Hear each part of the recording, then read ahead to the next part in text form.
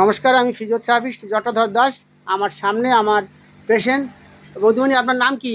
অনামিকা মণ্ডল। কোথায় বাড়ি? পাটঘরা।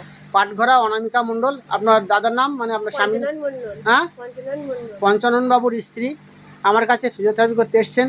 আমি জেনে নেব কি সমস্যা নিয়ে উনি ফিজিও করতে এসছেন। তো বলুন, কি হয়েছিল আপনার? আমার এই হাতটা না যন্ত্রণা করতে করতে করতে আর একদম হাতটা উঠতেই পারিনি, বাথরুমে যেতে পারি না, এক বালতি জল আনতেও পারি না, যন্ত্রণা সবসময়। আর আমি একা সবসময় কান্নাকাটি করি, আমার কাছে এই হাতটা জীবনে আর উঠবেই না। আবার আপনার কাছে এসে এবার মোটামুটি এই হাতটা এই তুলতে পারছি, কিছুটা পিছন দিকেও আনতে পারছি, আর যন্ত্রণাটা নিয়ে একটু ব্যথা আছে।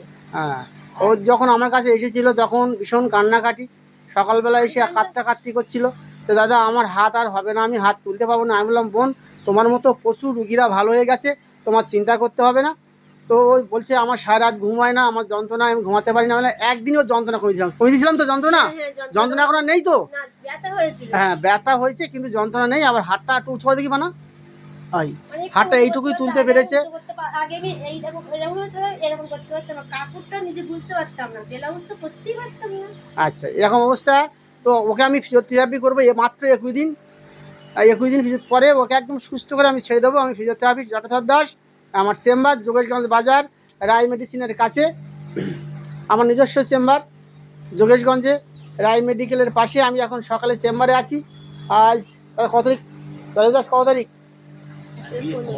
হ্যাঁ, আজকে 15/7/2024। এই ভিডিওটি করলাম। এখান থেকে 21 দিন পরে আপনারা ওর ছুটি ভিডিও দেখবেন। আমি ফিজিওথেরাপিস্ট জটাধর দাস।